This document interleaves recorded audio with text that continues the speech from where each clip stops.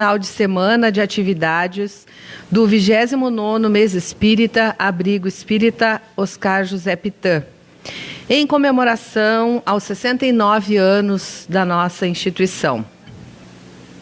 Nossa casa abriga cerca de 33 idosos na instituição de longa permanência, buscando atender suas necessidades na perspectiva de oferecer a essas criaturas dias mais tranquilos e harmoniosos em suas existências. Contamos, graças a Deus, com muitos voluntários nesse trabalho dedicado ao querido Mestre Jesus. E estamos sempre abertos à chegada de novos parceiros nessa caminhada. Nossa gratidão a todos que atuam nessa seara abençoada, cumprindo com compromissos assumidos anteriormente. Nossa gratidão também para com os nossos abrigados, encarnados e desencarnados, que oportunizam e oportunizaram a experiência única de servir.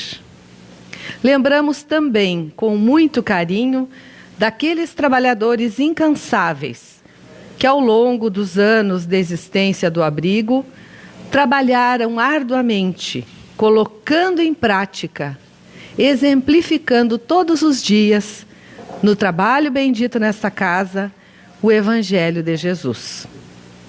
Agradecemos também, de antemão, ao nosso querido palestrante, que não mediu esforços para estar conosco em data tão especial para todos nós. Dito isso, convidamos a nossa querida companheira Vera Siqueira para fazer a prece de abertura da noite de hoje.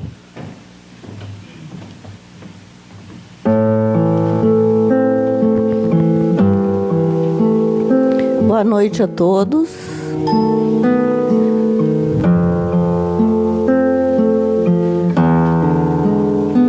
Querido Mestre Jesus,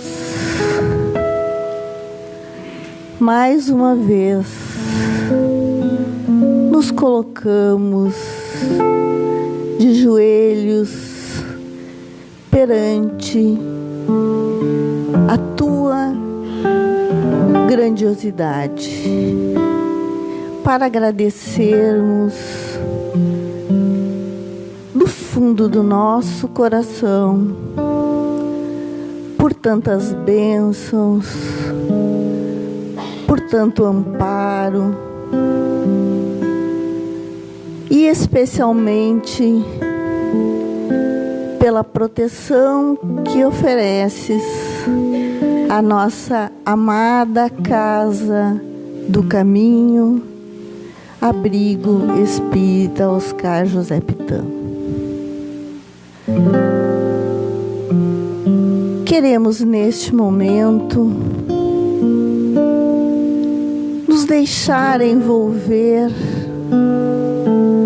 por tantas benesses que estão sendo oferecidos a cada um de nós, ao estarmos predispostos a mais uma noite de aprendizado. Obrigada, amigos espirituais que nos assistem e protegem em todas as atividades desta casa. Que o nosso querido Eduardo, palestrante da noite, possa receber toda a nossa gratidão pela sua presença amiga, mais uma vez entre nós, para nos trazer tantos ensinamentos. E que possamos, mais uma vez, usufruirmos todos esses momentos, guardando-os para sempre no nosso íntimo, para colocá-los em prática no nosso dia a dia. Muito Muito obrigado, Dr. Pitã. Muito obrigado a todos os presentes. Que assim seja.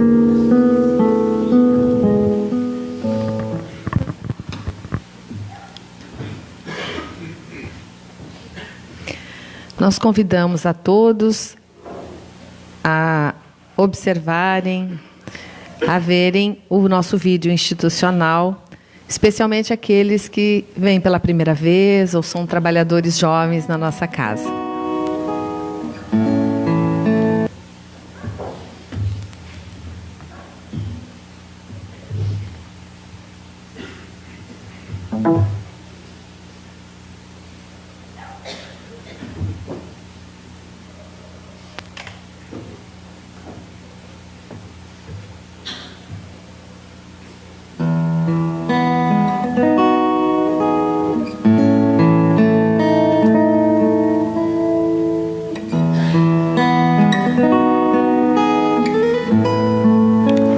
Abençoa, Senhor, o brando ninho em que este lar se transfigura, entretecendo em fios de ternura, agasalho para os que choram no caminho.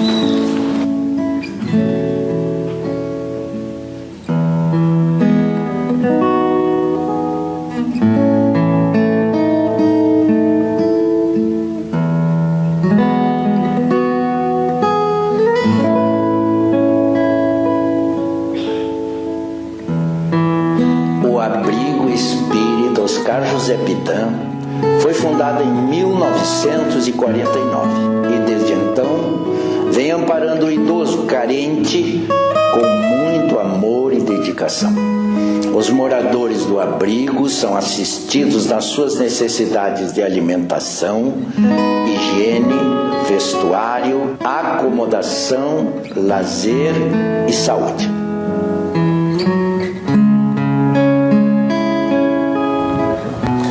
Mergulhamos no escuro torvelinho de nossa própria senda, estranha e dura. Avançamos nós mesmos à procura do asilo tutelar do teu carinho. O abrigo é também uma sociedade espírita organizada no sentido da divulgação do espiritismo. Suas atividades se desenvolvem através de reuniões de exposições doutrinárias, grupos de estudos, reuniões mediúnicas, transmissão de passes, atendimento fraterno, entre outros.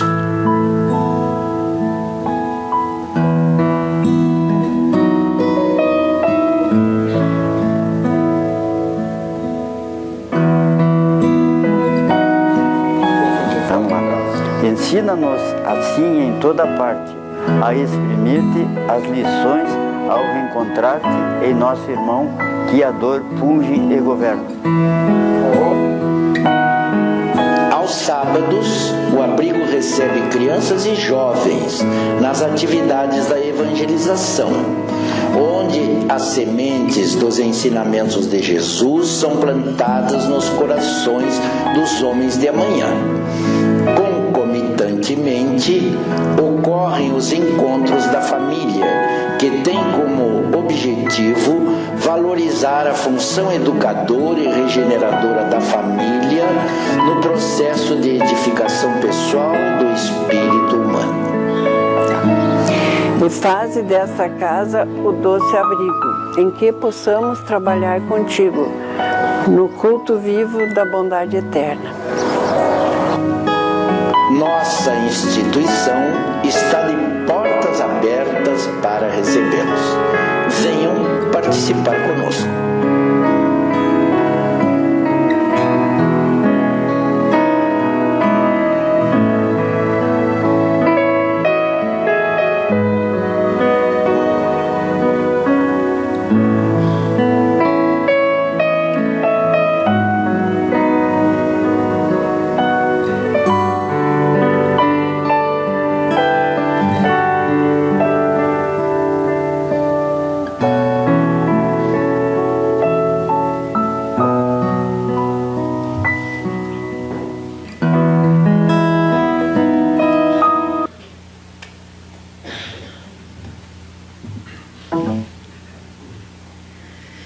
Convidamos então o nosso querido companheiro Teltes Cardoso Farias, que vem até aqui junto com o palestrante, para fazer a sua apresentação. E agradecemos imensamente ao trabalho que ele tem feito, seu Teltes, junto a essa casa e especialmente no nosso mês espírita, do qual ele é o organizador. Obrigada.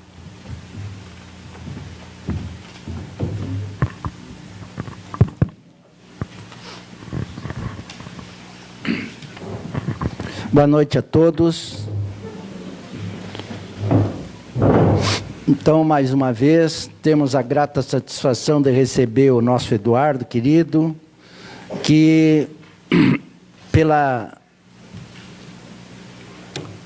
não digo 19ª oportunidade, mas que há 19 anos vem aqui conosco, né? Veio participar a primeira vez no ano de 1989, ou melhor, 1999, quando o abrigo fez 50 anos. Você estreou aqui.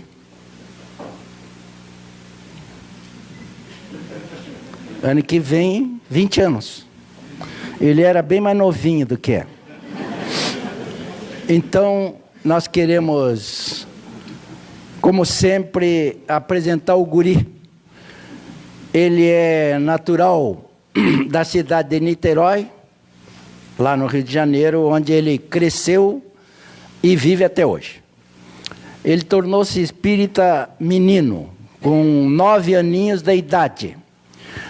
Ficou órfão aos 8, e aos 9, a tia que o criava recebeu um pedido da vizinha que era espírita. A senhora deixa eu levar esse gurizinho no centro espírita?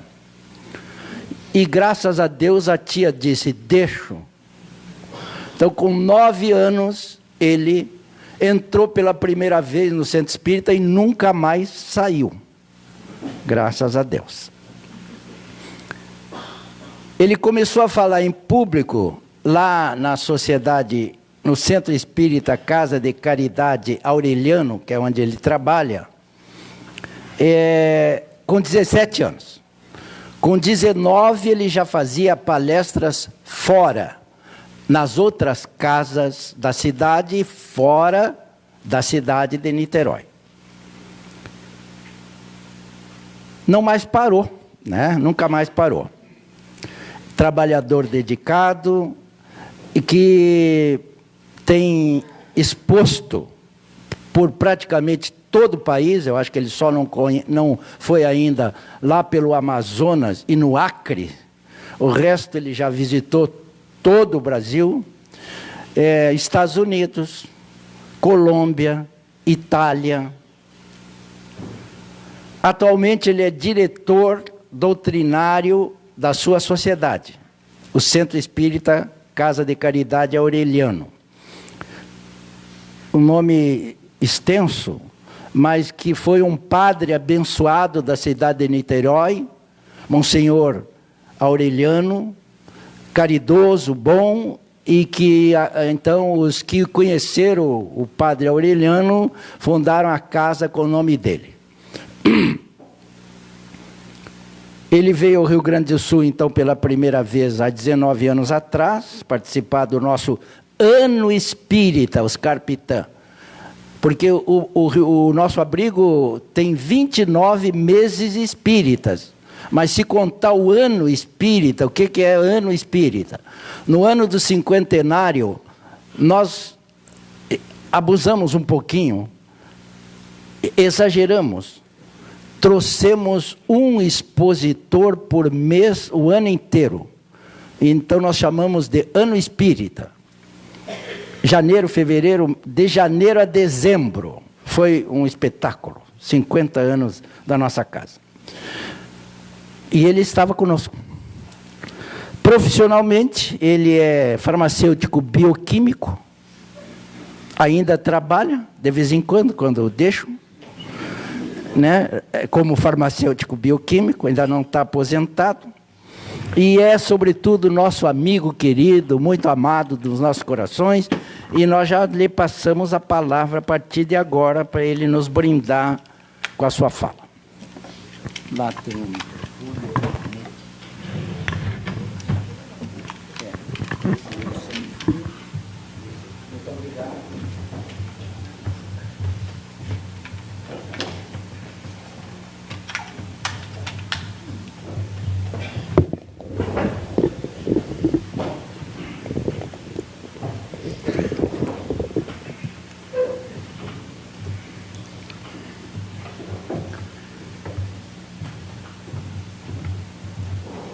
Queridos amigos, boa noite a todos.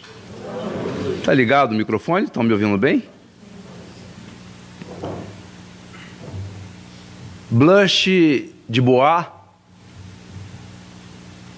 um personagem da peça Um Bonde Chamado Desejo, de Tennessee Williams, tem uma frase que, quando eu a ouvi pela primeira vez, me marcou profundamente.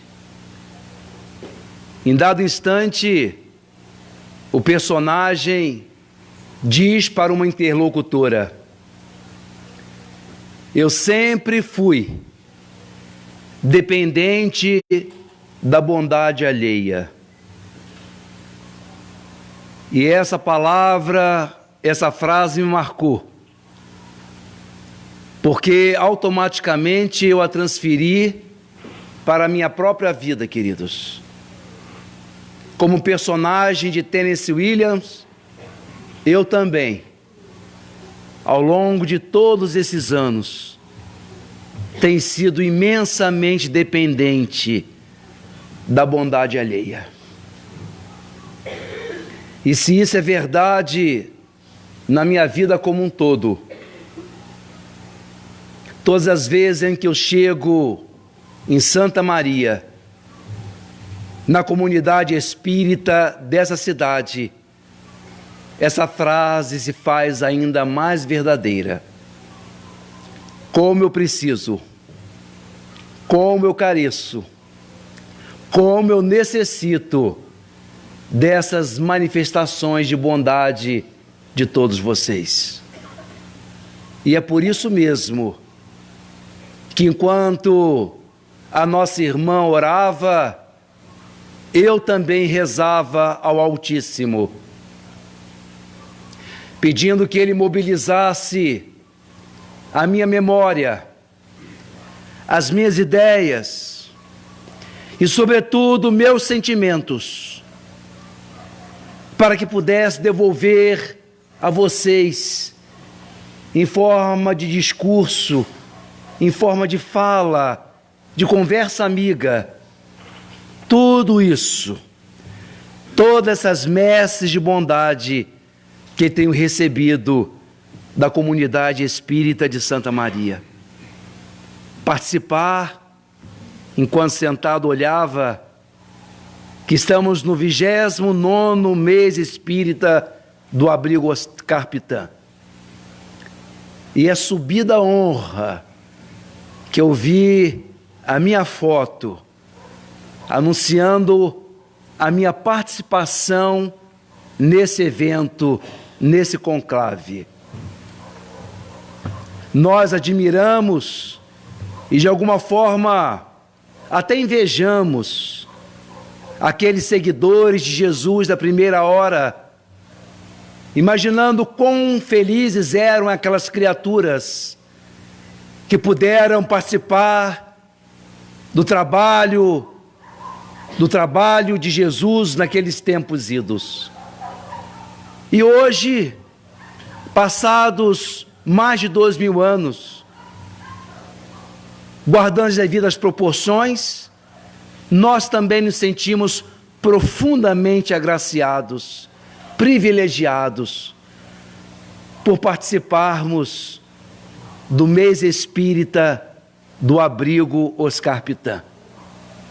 É subida a honra, e que, mercê da proteção dos nossos guias, dos protetores desta casa, possamos nós lhes conduzir a fala espírita, a fala cristã, a boa fala, as palavras de vida eterna. Naquele 29 de agosto de 1997, Ives Ota, um menino de 8 anos, brincava na sala de sua casa com seus carrinhos, com seus brinquedinhos, quiçá como netos e filhos de alguns de nós aqui. Quando 3 homens chegaram e o sequestraram, levaram-no para um esconderijo, e daí a poucos instantes, o menino era assassinado com 2 tiros no rosto, porque reconheceu um dos sequestradores. Eram 3 que trabalhavam para o seu pai, um comerciante da cidade de São Paulo, Masataka Ota, que havia dado oportunidade àqueles 3 homens que, por usura e ganância, sequestraram o garotinho de 8 anos e barbaramente não pensaram 2 vezes em lhe dar 2 tiros, matando-o. O pai recebeu naquela madrugada a notícia. O cunhado chegou em casa e disse que finalmente acharam o corpo de Ives, mas que ele havia sido morto desde o início da tarde. O pai saiu de dentro de casa e deu um grito tão alto que toda a vizinhança acordou. Era uma explosão de dor, era um vagido de sofrimento que irradiou energia em todo o quarteirão, de modo que todas as luzes acenderam, porque aquele homem estava cravado de dor naqueles instantes. Descobertos 3, ele se armou com um revólver à cintura e começou a imaginar como fazia para matar os 3 também. Ou melhor ainda, iria à casa deles, eles matariam os filhos, para que eles pudessem sentir na carne o que ele estava experimentando. Um dia ele conseguiu ir ao presídio em que estavam os 3. A licença inicial era de vê-los pelo olho mágico, mas ele conseguiu entrar na cela, e ao adentrar, os 3, como em conjunto, baixaram os olhos, o rosto para o chão, não ousavam olhar o homem de frente.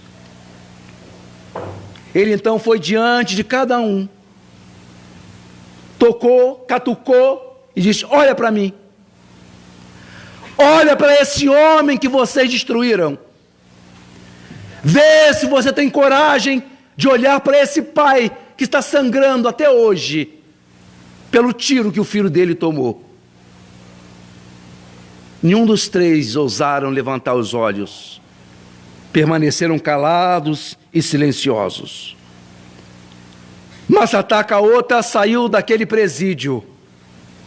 Embora não fosse religioso em termos de religião, possuía uma religiosidade. E perguntava a Deus por que Deus havia permitido acontecer isso justamente na sua vida. Confabulava com Deus de vez em quando, e outras vezes colocava o filho no meio e dizia: meu filho, é isso que eu vou fazer. Passaram alguns dias, quando em determinado momento, orando, ele pensou e disse para o filho: não, Ives, você pode continuar tendo orgulho do seu pai, meu filho. Eu não vou matar esses homens, Ives. Eu não vou matá-los, porque eu quero que você continue orgulhoso do seu pai.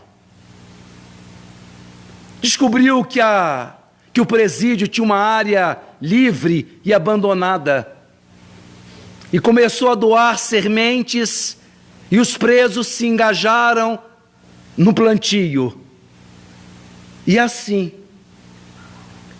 foi que esse homem se esvaziou do sentimento de vingança, do sentimento de vindita. É como se esvanecesse aquela coisa ruim de tentar pagar com a mesma moeda. Tamanha dor, tamanho sofrimento.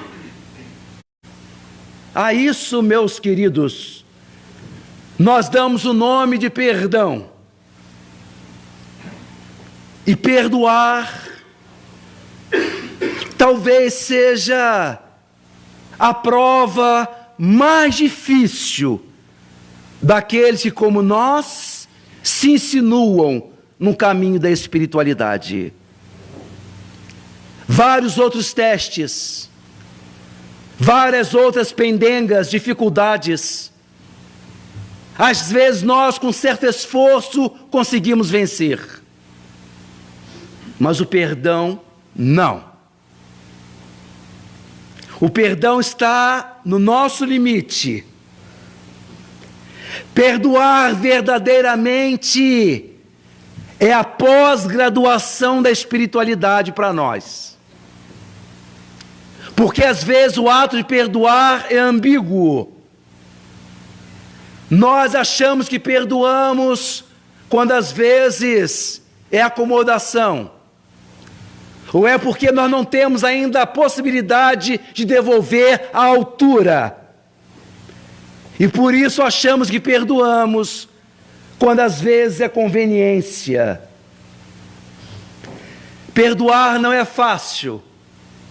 Dizia C.W. Lewis, que todos acham perdoar uma ideia maravilhosa, até que tenham algo para perdoar. Dói, fustiga, maltrata e massacra, rasga a alma, quando somos agredidos de alguma forma. Então não nos enganemos, irmãos.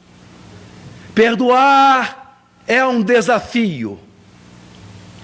É um desafio que nós compramos sem a garantia de que vamos conseguir vencer. Perdoar é uma insinuação, é um anelo, é um desejo, é uma aspiração, é uma vontade. Mas às vezes as nossas fragilidades não nos permitem enxergar lá. E por incrível que pareça, temos até isso de entender em nós. A dificuldade de perdoar de verdade. Por que perdoar? A luz da justiça se fez paga. A lei de Moisés dizia: um dente por um dente, um olho por um outro olho. O que levou Mahatma Gandhi a dizer que, a prevalecer essa ideia, o mundo seria um mundo de caolhos e cegos e desdentados. Porque todos nós agredimos e somos agredidos. Mas à luz da lógica humana, da justiça humana, aquele que fez, paga. Aquele que procurou, achou. E por que perdoar? Qual é a lógica de a gente perdoar aquele que nos ofendeu? O que é perdoar? Perdoar, meus amigos, é você oferecer ao outro uma memória apagada, sem mágoas, sem os registros dos ressentimentos. Vai ficando difícil, hein? Perdoar é você permitir que o desafeto nasça de novo na sua história, do zero, do nada. É como se não tivesse existido nada antes. É como se a história de vocês começassem naquele ponto, dali para frente. É você se esvaziar completamente daquele sentimento. E eu acho que foi isso que Jesus quis dizer quando disse que nós deveríamos dar outra face a quem nos agredisse na outra. Veja que ele não diz dar o rosto, volte a dar o rosto, ele diz dê a outra face. Possivelmente porque imaginou que se nós dessemos o mesmo lado, ele talvez estivesse ainda marcado, tivesse doendo, tivesse vermelho. Daí que ele diz, dá outra face, porque essa está virgem, essa não recebeu nada, essa não tem registro nenhum, então é dar de novo, do nada, deixar que o outro surja novinho, zerado na sua história. Não é fácil. O exemplo é tosco, eu sei. Mas eu tenho uma companheira que me dá carona a algumas reuniões da casa. E nós vamos bem, mas às vezes quando ela me deixa no meu ponto, na minha casa, a viagem é tão estressante, é tão ruim. Ela fala umas coisas tão descabidas, tão horrorosas, que eu fico pensando, meu Deus, por que essa senhora está desse jeito? O que eu fiz? E eu desço do carro, eu estou tão mal. Vocês conhecem a chamada raiva evangélica? O ódio cristão? É assim que eu saio daqui, eu nunca mais, que direito tem essa criatura de fazer isso comigo? Quem é ela? Eu chego em casa bufando. Só não rezo. Porque até a reza ia sair ruim. Assim, meu Deus do céu, não pego mais, eu vou a pé. Mas com ela não vou mais. Na semana seguinte...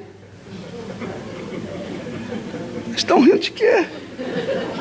Ela liga para mim, e aí? Vai querer carona?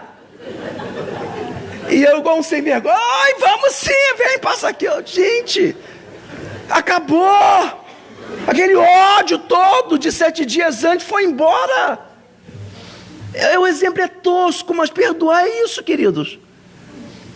É você esvaziar daquela coisa ruim que a pessoa te imprime. Sabe como é que a gente sabe que perdoou a pessoa? O desafeto. É quando, por exemplo, a gente sabe que a pessoa teve uma desventura e não fica contente. Tem gente que fala assim, mentira! Tá vendo? Nem precisei fazer nada. Isso não é perdão, queridos. Sabe como é que a gente sabe que perdoou? Quando a pessoa é da nossa relação, e por exemplo, se é uma pessoa engraçada, ela fala uma coisa bem engraçada, todo mundo ri, todo mundo que tem em redor acha graça, e a gente ri também. Quando a pessoa fala uma coisa engraçada, a gente se permite, porque foi engraçado, a gente riu também.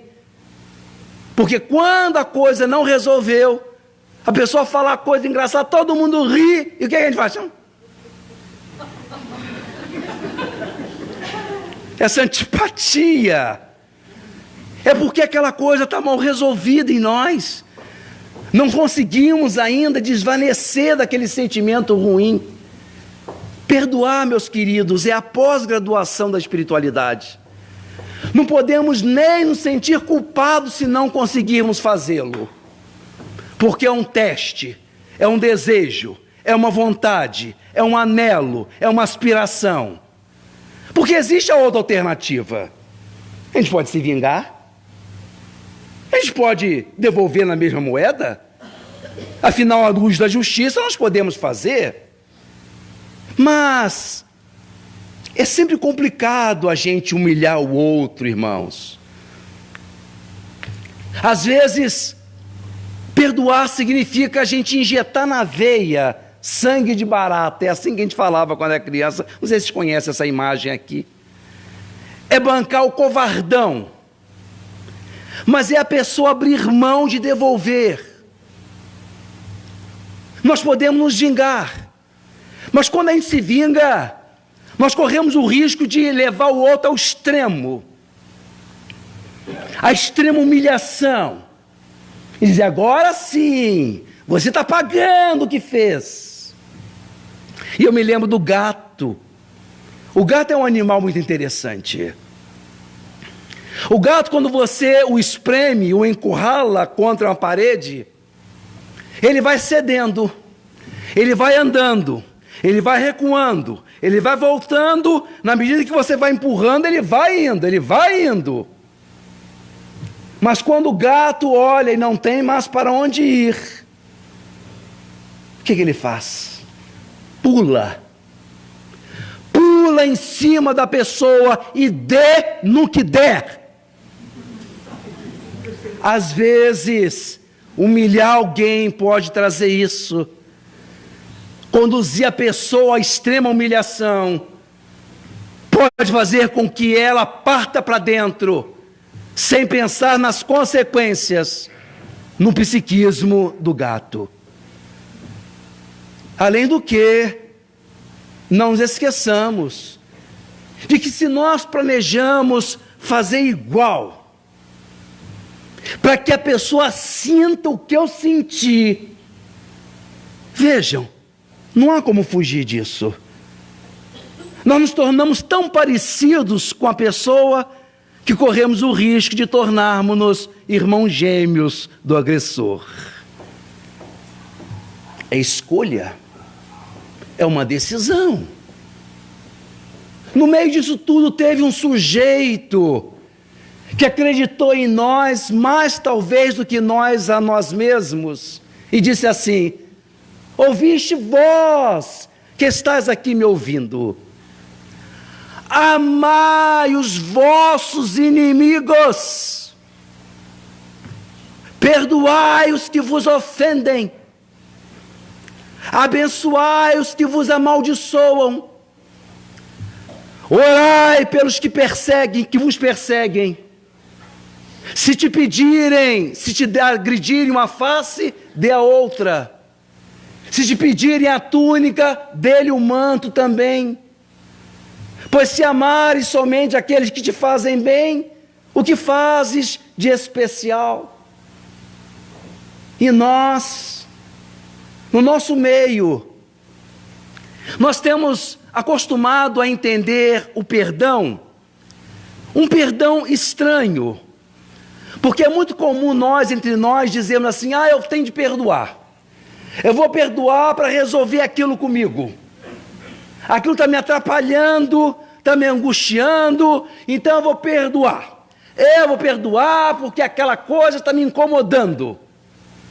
Meus queridos, tem alguma coisa estranha nisso, porque a gente está amando o outro por nós, né? Isso é utilitarismo, não é amor?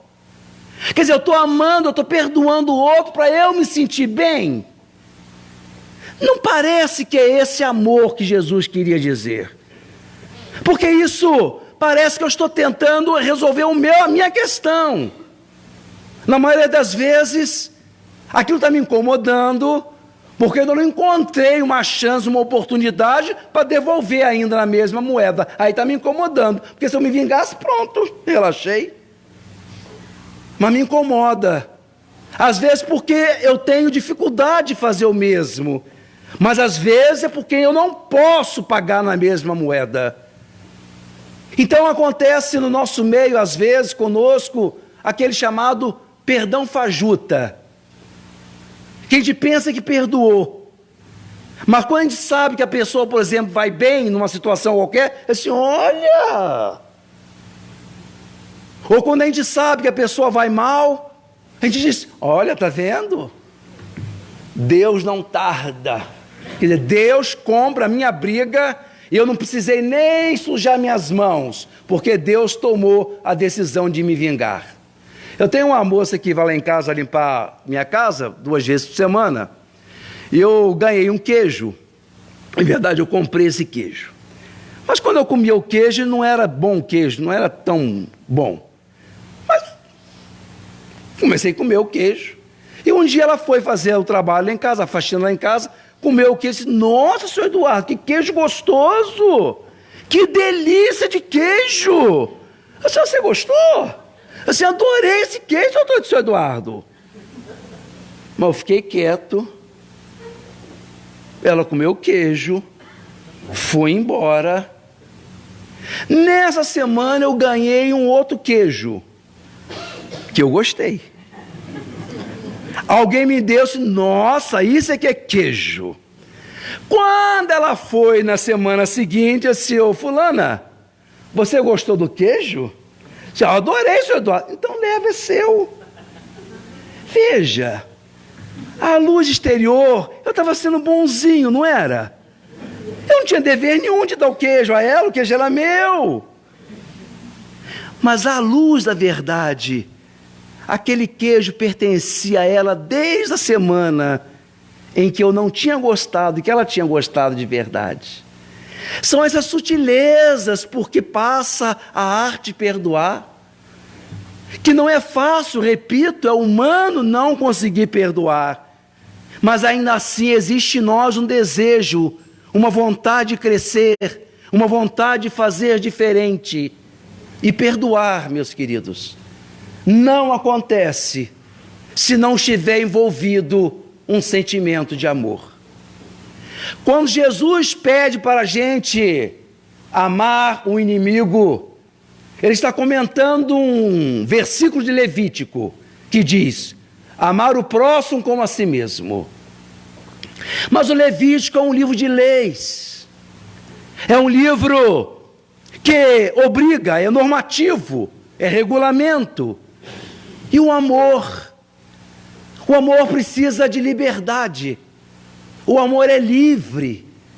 Então, para a gente perdoar, nós temos de ser capazes de amar, e para sermos capazes de amar, nós temos de ser livres. E quantas vezes, embora o amor seja reciprocidade, embora o amor estabeleça uma troca, nós amamos porque somos amados, nós gostamos porque gostam de nós. O amor basicamente estabelece uma reciprocidade. Mas quantas vezes, meus amigos, nós somos convidados a amar alguém que não está em condições de nos devolver amor também? Quantas vezes nós doamos cotas e cotas de amor, doação, e o outro lado empedernido, duro, não acorda, não entende nunca. E aquelas cotas saem de nós continuamente, constantemente, sem que a gente saiba de onde partiu aquilo, de onde nós conseguimos toda aquela força.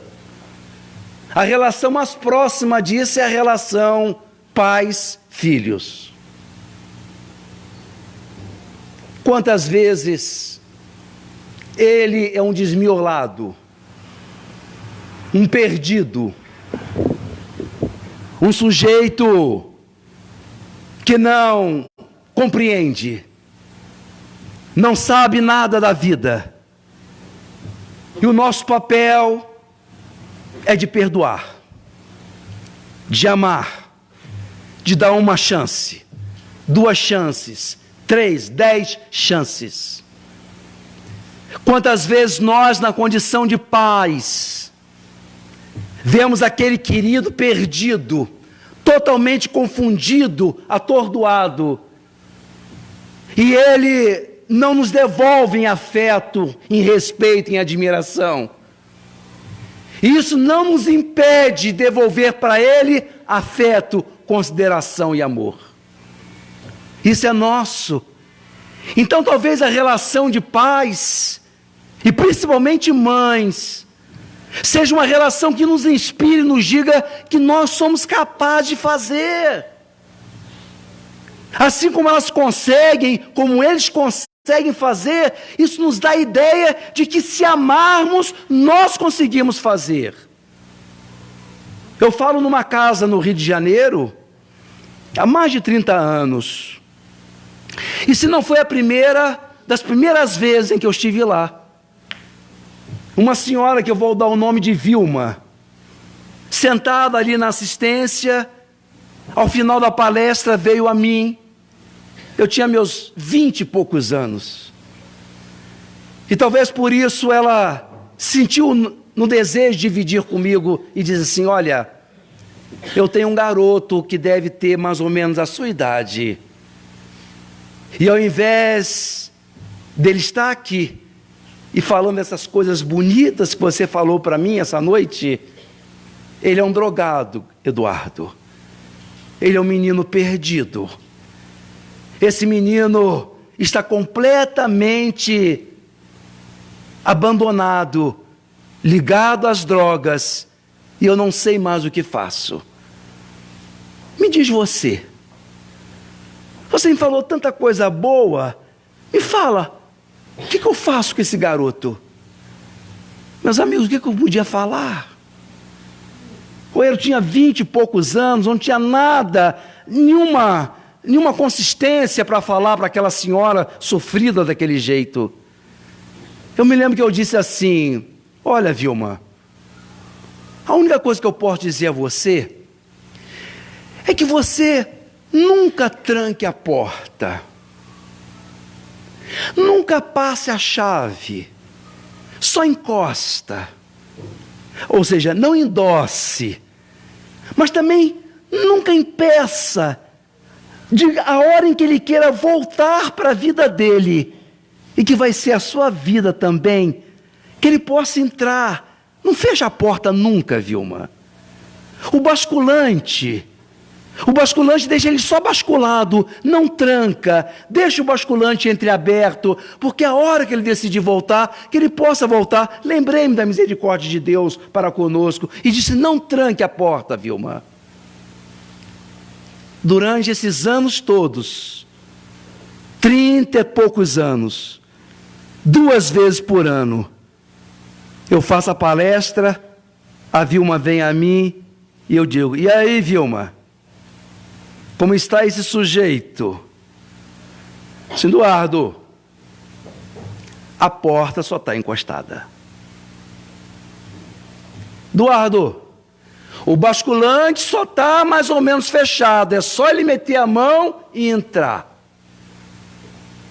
30 e poucos anos, 2 vezes por ano eu pergunto a ela isso. Somente um ano em que eu fui fazer a palestra, eu a vi muito magra, esquálida, mostrando uma doença grave. Eu trabalhava com oncologia, desconfiei logo de uma doença complicada, e era realmente um câncer de ovário. Mas ela veio a mim, muito enfraquecida, e eu perguntei: e aí, Vilma? E o menino? Assim: você não tem ideia, Eduardo. Você não tem ideia do que eu tenho passado. O centro é igual aqui, o salão de reuniões fica em cima. Então ela pegou no meu braço e fomos descendo os degraus. E no meio da escada, ela virou-se para mim, paramos no meio da escada. Ela disse: você sabe, uma noite dessa ele chegou lá em casa e parecia o diabo. Ele me olhou com um rosto de tanto ódio, Eduardo. que eu estava fazendo um crochê e minhas mãos começaram a tremer, porque eu senti medo dele. Ele foi lá dentro, bateu gaveta, bateu porta, fez um estardalhaço, eu não sabia o que ele queria, talvez dinheiro. Mas eu estava na última poltrona que sobrou lá em casa, eu fazendo crochê, e comecei a tremer de medo. Quando ele saiu de casa, na porta ele me olhou como se estivesse me odiando. E eu fazendo crochê, Eduardo. Você sabe o que veio dentro de mim? Eu olhei para ele na porta, e lá dentro de mim veio uma coisa que disse assim: se eu não te amasse tanto assim.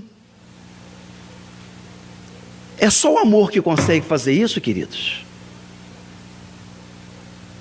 É só Ele que consegue nos compensar em energias positivas quando o outro nos agride, nos fustiga, nos maltrata. E a relação de pais e filhos nos inspira a quanto grande nós podemos ser. Acontece nessa relação, e eu reflito aqui com vocês uma questão que eu trago para a gente pensar. Será que a Vilma perdoaria o filho, como ela faz, perdido que é ele no mundo das drogas? Se numa noite, ou uma sucessão de noites, ele ligasse para casa e dissesse assim: mamãe, hoje eu não vou para casa não, eu vou ficar na casa de uma senhora que tem idade de ser minha mãe, e ela me trata com tanto carinho, ela me faz tão bem, mamãe, que eu vou ficar aqui na casa dela hoje, porque eu prefiro ficar aqui hoje, ao invés de ir para a sua casa. Eu quero ver se a mãe ia perdoar. Não é diferente? Ao que parece, ela entendia ele, o filho perdido, desregrado, tonto, desde que ela continuasse sendo a mãe, e que não entrasse ninguém no meio daquela relação. Aquela senhora entrou e atrapalhou. Não é a mesma coisa. E por isso, talvez, perdoar uma traição, perdoar alguém que nos troca por alguém, imaginar que o nosso momento íntimo está sendo compartilhado com uma outra pessoa, isso é quase insuportável. Mas acreditem, queridos, há amor que faz isso. Há amor que consegue perdoar até isso. Em abril de 2017, em abril de 2016, eu fui à cidade de Chapecó fazer uma palestra, e o tema anunciado era amor, alimento das almas. E uma senhora foi à palestra, e isso quem me contou foi ela, conduzida à minha presença através de uma outra amiga, muito amiga do Teltse, e que passou a ser uma pessoa afeta de mim também. Ela me chamou e disse: Eduardo, olha o que essa moça tem para contar. Então ela disse: imagine, Eduardo, isso em abril de 2017. Imagine que ano passado você esteve aqui, em abril também, um ano atrás, e você falou sobre o amor, alimento da alma. E eu tinha problemas sérios com meu marido. Eu sabia das bobagens, das artes, das bagunças que ele fazia na rua, e aquilo me maltratava, aquilo me humilhava perante mim mesma. E em nome disso eu fiz com que ele me jurasse que ia assistir a sua palestra. Ele me prometeu que iria estar lá naquela noite.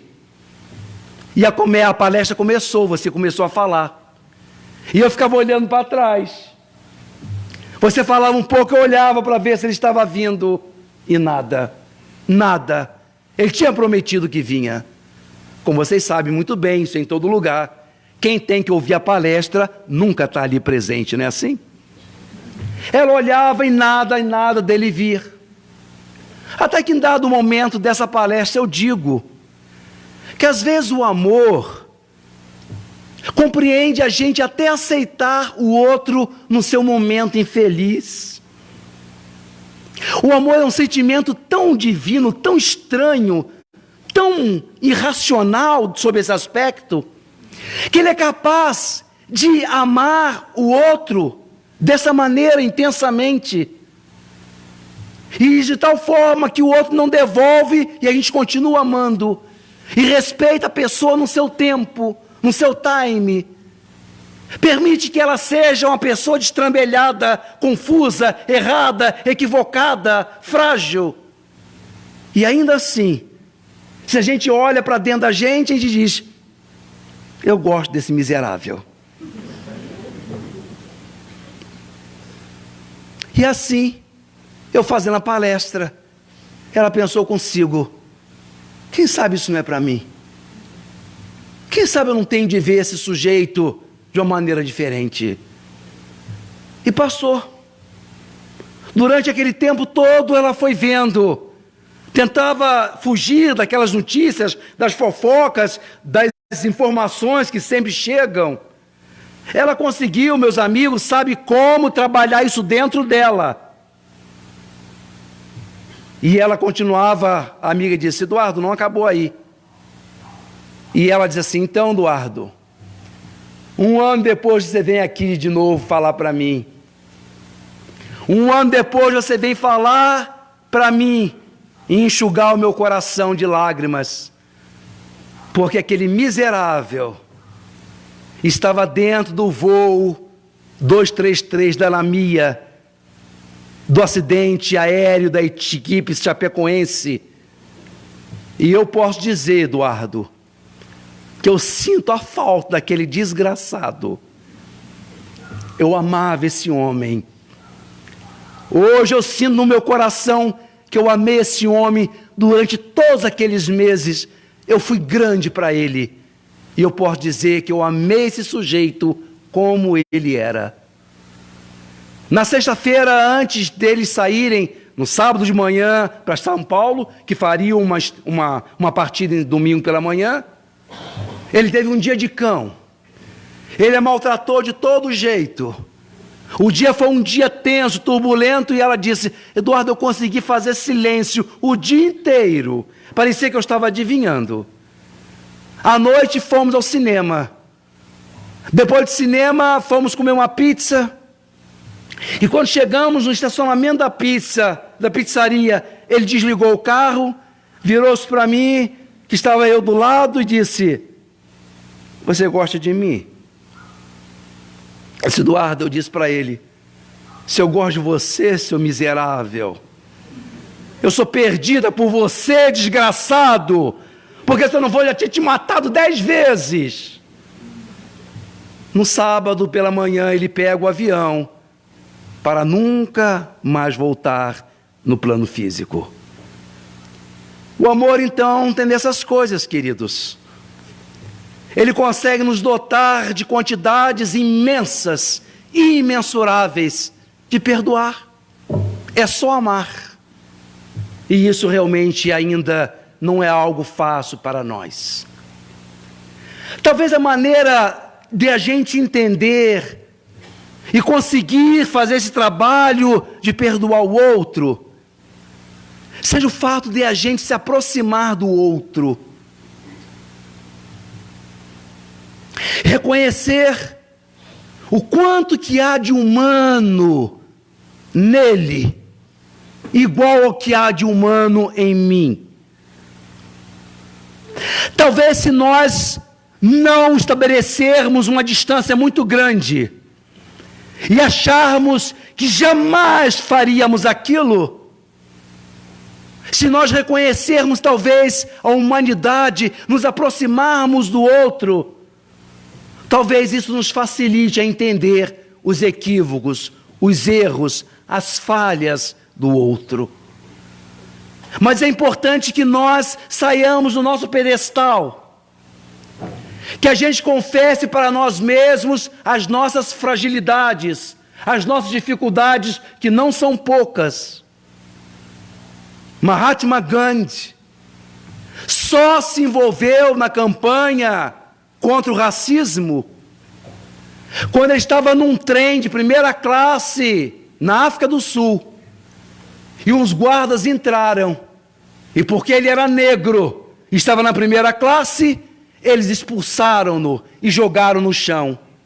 Uma semana depois, ele começou a sua campanha de antirracismo, de não violência, libertando a Índia do poderio inglês. Então, quando nós vemos coisas em comum, quando os nossos mundos se aproximam do infeliz, daquele que nos maltratou, daquele que nos xingou, daquele que nos humilhou, diminuiu, extorquiu, um inimigo com I maiúsculo. Quando nós vemos que existem humanidades, estamos mais próximos dele do que imaginamos, talvez isso facilite a gente diminuir esses hiatos, essas barreiras.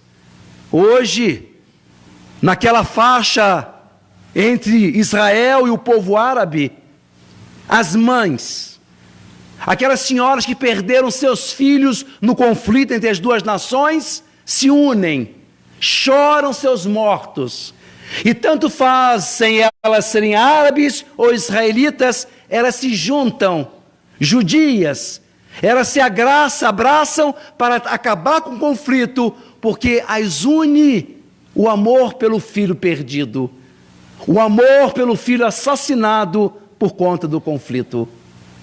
Então talvez seja essa, meus queridos, a percepção do quanto que há de humano em nós, do quanto que somos ainda frágeis, do quanto apanhamos demais do nosso ontem, mesmo querendo ser melhores, ainda somos tão imperfeitos. Talvez essa percepção nos ajude a entender o outro na sua humanidade.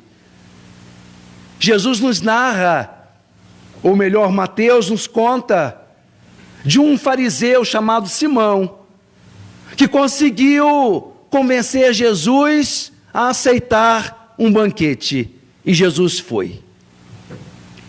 Jesus, ao chegar em casa dele, sentou-se, e logo entrou uma mulher um pouco perdida, tonta, se agachou ali aos pés de Cristo, e não aguentou a emoção e começou a chorar. E ela chorava tanto, que ela não se precavera, não imaginava que ia chorar daquele jeito, e como deixar os pés de Jesus molhados daquela maneira. Então ela tira a presilha dos cabelos, solta-os, e começa a enxugar os pés de Jesus com seus cabelos. Depois beija-os sofregamente, e por último, unta com unguento nobre os pés de Cristo.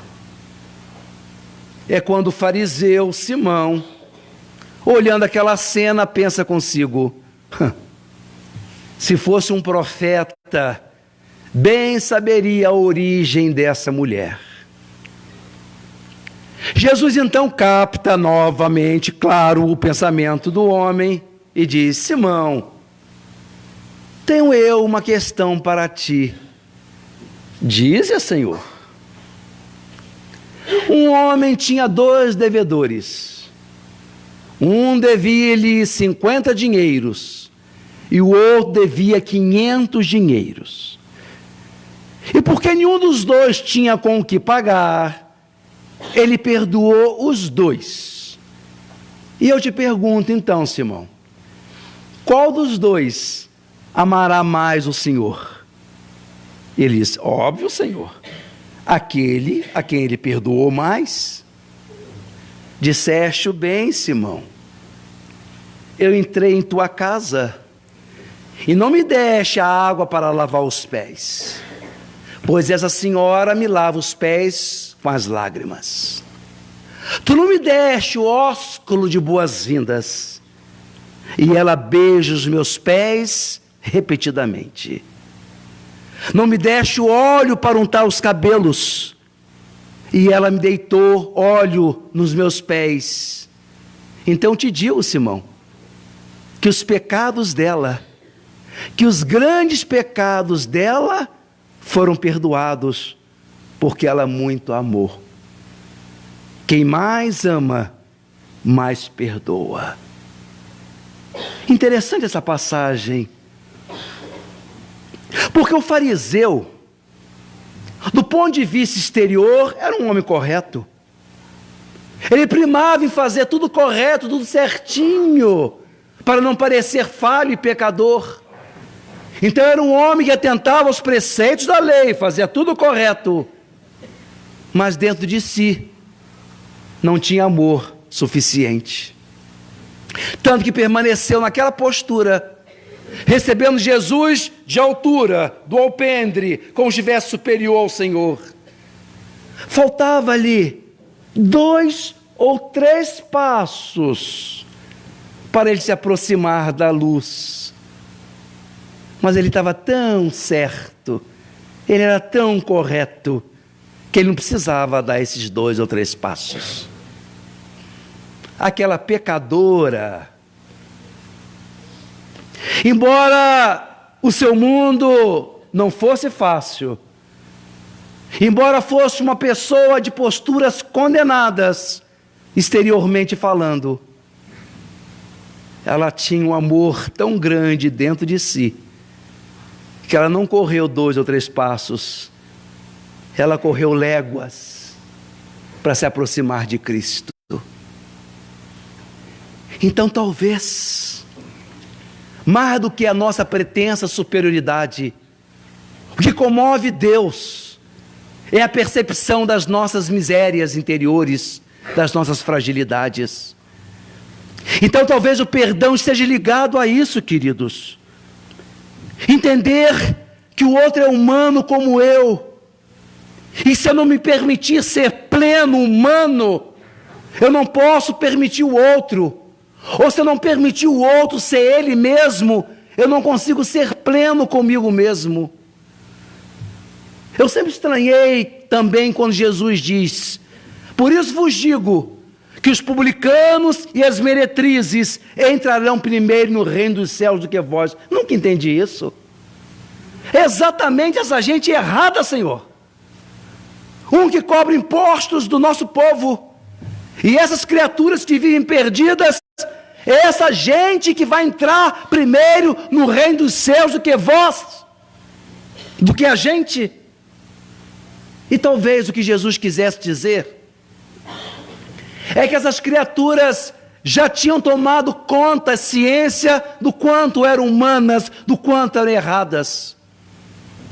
Talvez essas criaturas tivessem se esvaziado de toda vaidade, de todo orgulho, de toda pretensão, e por isso estavam prontas para crescer de verdade.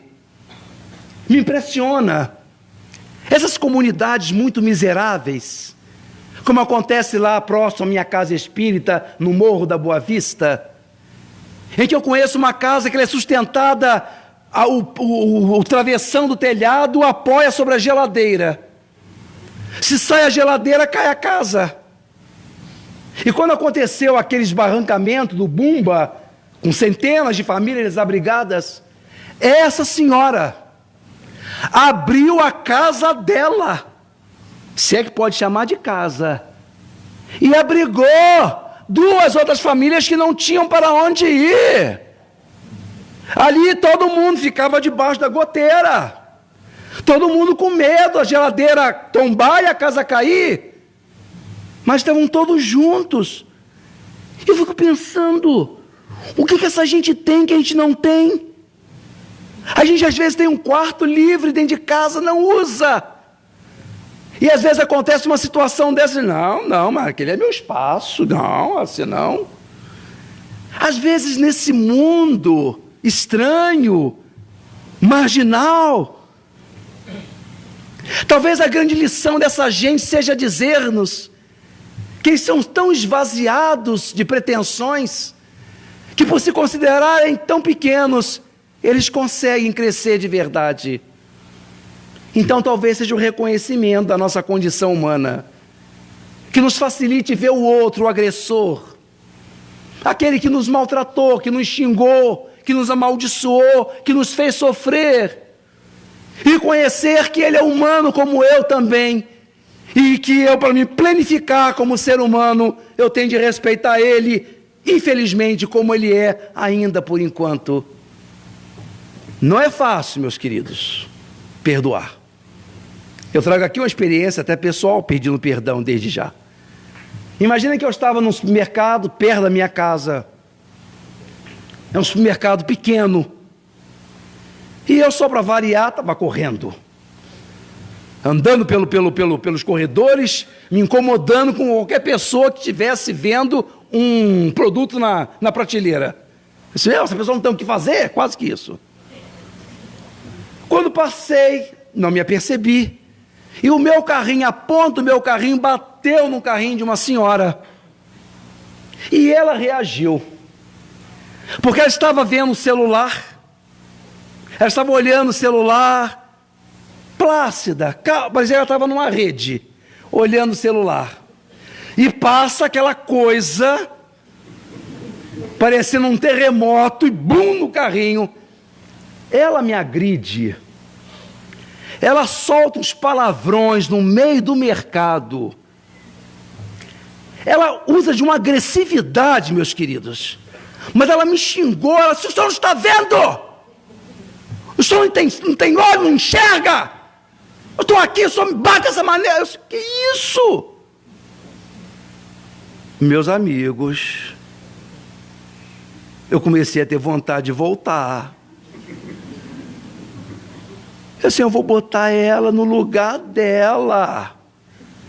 E a carne começou a tremer, eu comecei a ficar com raiva, com ódio, e eu digo a vocês, meus amados, o mais difícil são esses primeiros segundos.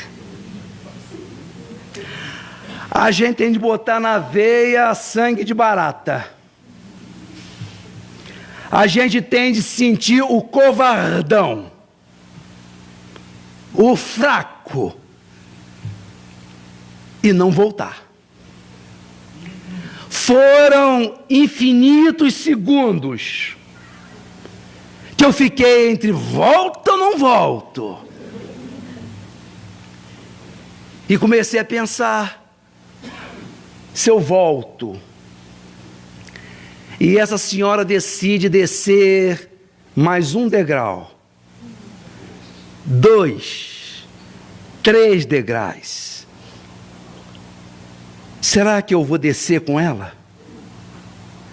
Será que eu estou disposto a abrir mão de mim, do que eu sou, do que eu acredito? Será que eu posso dar a ela esse direito de eu sair de mim mesmo, de eu me perder perante mim próprio e fazer o jogo dela, vamos que ela queira descer? E parei. Daí já foi 1 minuto e meio. Aí eu tremendo ainda, com vontade de falar, aí comecei a pensar, Eduardo, isso aqui é um mercado de bairro. Imagina se você começa a falar palavrão, xingar. Conhece aquele tipo que dá 2 bois para não entrar numa briga? E uma boiada inteira para não sair, você faz o papel? Assim, ela quer barraco, então ela vai ter barraco. Mas eu ia descer com ela também e a coisa não ia ficar boa. Mas comecei a pensar, Eduardo, imagina amanhã você andando pela rua, as pessoas que te veem, você não conhece, mas te olham, te veem sempre no mesmo bairro. Eu já comecei a pensar, o pessoal comentando assim, olha aquele ali, tem gente de bom moço. Mas quando ele desce, eu comecei a ficar com vergonha. E aquilo foi tomando de mim, eu fui refazendo, assim, não vale a pena. segura a sua onda. Os primeiros segundos, queridos, são os mais difíceis. Aí eu fui para a fila, para minha fila. Ela estava mais à direita, um pouco longe. Aquilo me desassossegou, me descompensou totalmente. Vocês pensam que isso não acontece? Acontece. Aqui não, em Santa Maria. Mas lá no Rio de Janeiro. Aí eu um pouco ainda alterado, trêmulo. Aí eu olhava assim para o outro lado. Mas de vez em quando eu fazia assim, ó, para ver se ela estava lá na fila. Aquilo me agoniando, me desassossegando. E eu olhando ela, de vez em quando fazia assim. Aí quando ela chegou no caixa, eu olhei, ela estava pagando. Aí eu pensei assim, pensou se o cartão dela tranca no caixa? Também ninguém é de ferro, né, querido? Ela passou no caixa. Ela levando as bolsas. Eu pensei assim, já pensou se eu estou passando e uma bolsa dela esparrela no chão, eu tenho que estar passando na hora, claro, né? Eu ia estar passando assim. Olha, eu ia dizer a vocês que eu fiquei algumas horas, mas vocês são muito amigos, vocês merecem que eu seja mais verdadeiro. Eu fiquei semanas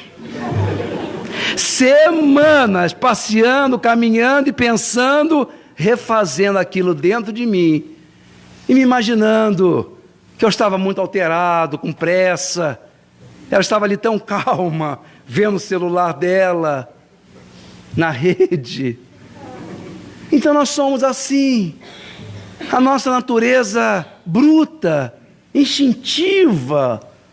Nos agrediu, a gente agride também. Bateu, a gente bate também. Aprendemos isso milenarmente.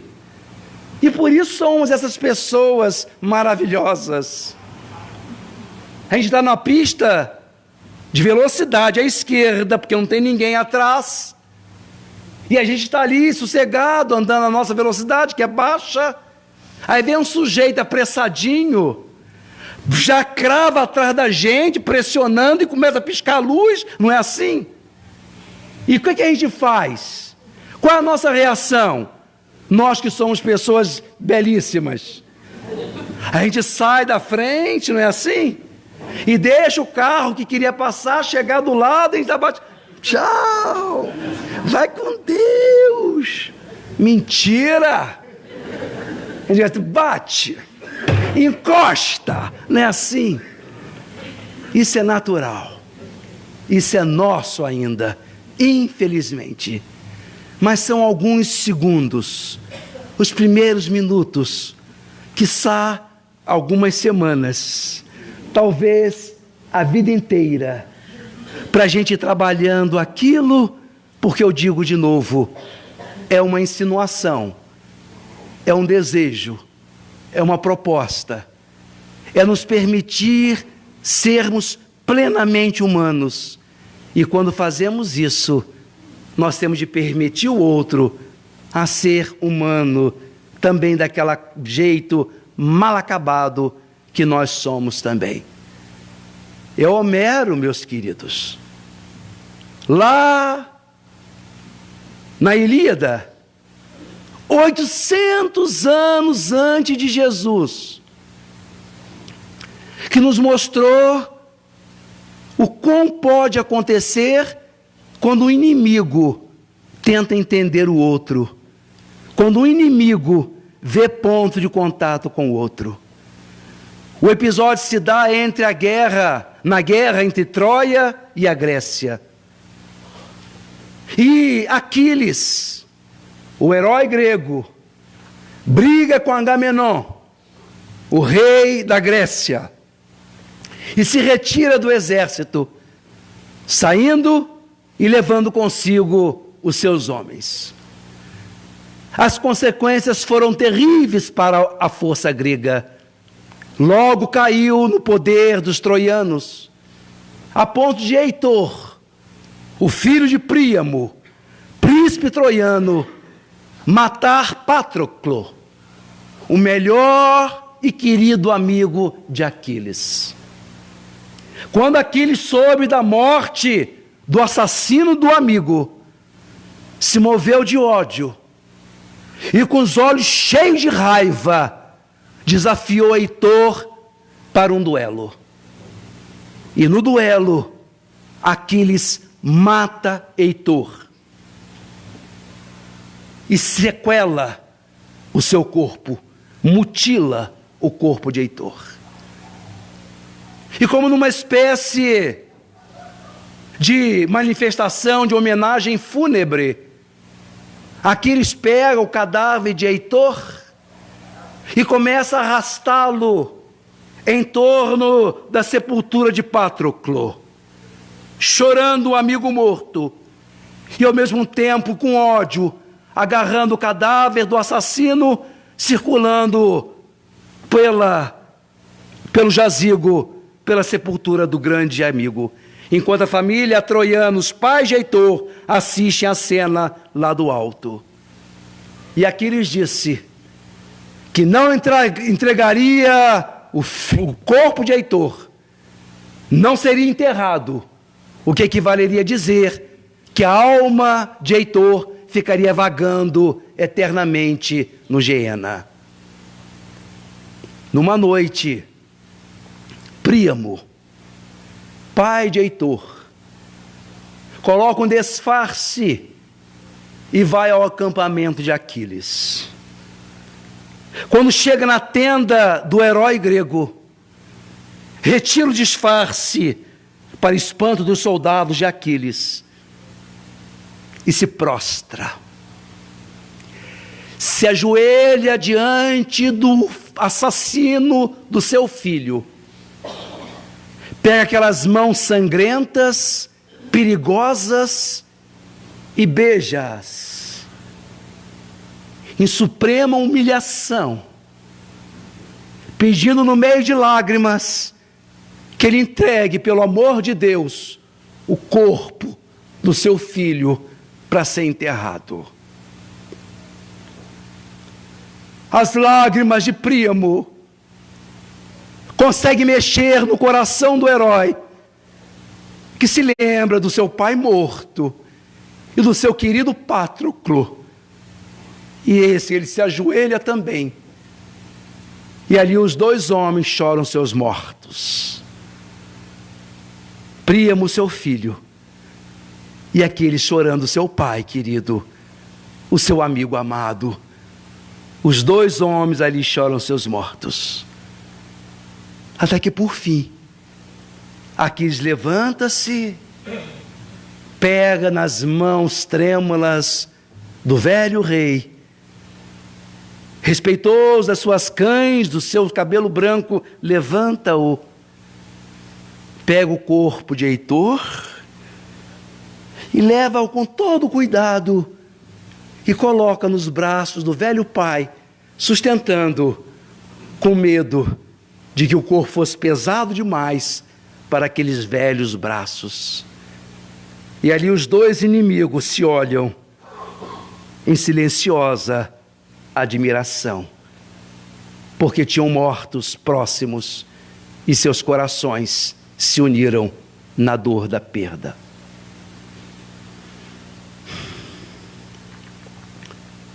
São essas considerações que nós gostaríamos de trazer aos amigos na noite de hoje, sobre essa arte difícil que é perdoar, de zerar, de dar a outra face depois que a outra foi agredida.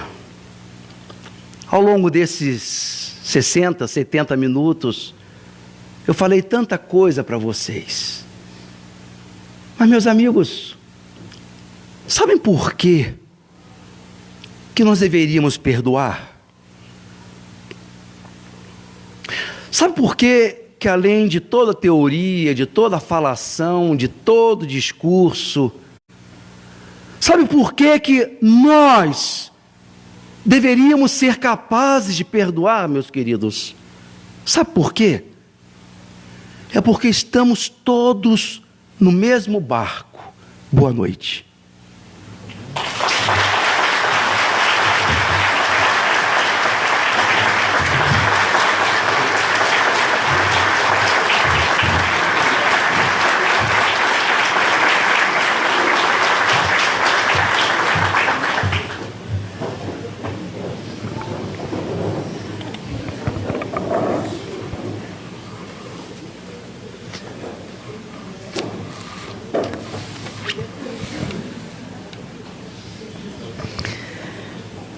Nós agradecemos as palavras do nosso companheiro, essa brilhante exposição. Pedimos a Jesus, o abençoe e proteja, para que Ele possa continuar iluminando os nossos dias. Muito obrigada, querido irmão. Nós queremos dar alguns avisos, e o primeiro não é um aviso, é um convite para que aqueles companheiros, aquelas pessoas que desejarem estarem conosco amanhã, nós nos reuniremos aqui às 9 horas, num seminário com o tema A Reencarnação e os Problemas Humanos, juntamente com o nosso querido companheiro Eduardo. Então, estão convidados para amanhã participarem conosco deste seminário. Nós também queremos convidá-los para a continuidade do mês espírita. Temos ainda 2 sábados. No dia 18, com a vinda do nosso querido César Soares dos Reis. E no dia 25, nosso companheiro Isaías Claro. Estamos fazendo divulgação nas mídias sociais, nas redes, cartazes, enfim. Os irmãos podem acessar a informação, estamos aí à disposição. Também queremos divulgar a vinda do nosso companheiro Divaldo Pereira Franco, que virá à nossa cidade no dia 22 de agosto e que fará uma conferência no Regimento Malé. Então, gostaríamos de convidar todos. A vinda dele é muito importante para nós e ele trará certamente muito alento e muita alegria aos nossos corações com a sua fala. Pedimos que quem desejar estar presente possa se dirigir mais cedo ao ambiente, pois a conferência é às 20 horas, mas os portões vão estar abertos a partir das 18. Quem desejar ir, leve sua cadeira de abrir, porque tem algumas arquibancadas, alguns lugares, mas são poucos.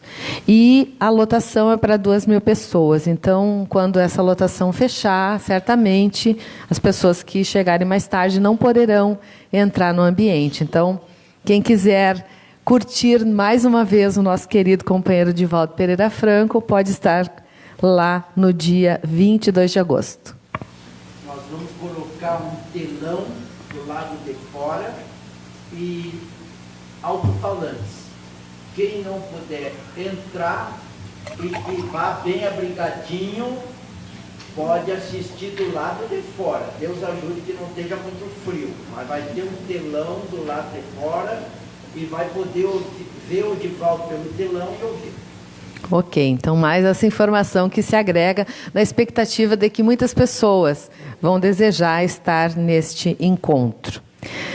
Dia 19, que é no nosso próximo encontro, dia 18 e 19, nós também queremos divulgar, nós realizaremos um risoto, mais uma vez o risoto do mês de agosto. Então, no domingo pela manhã, aqueles que desejarem poderão assistir ao seminário da semana que vem e levar a sua comidinha, seu risoto para casa. Temos tickets à venda ali no posto de livros. E também temos no nosso posto alguns livros muito interessantes de divulgação da nossa amada doutrina. Quem tiver interesse pode passar lá e acessar. Ok? Dito isso, nós queremos agradecer muito a presença de todos vocês e desejar um fim de noite tranquilo e harmonioso. Quem puder, esteja conosco amanhã pela manhã. Muito obrigado a todos.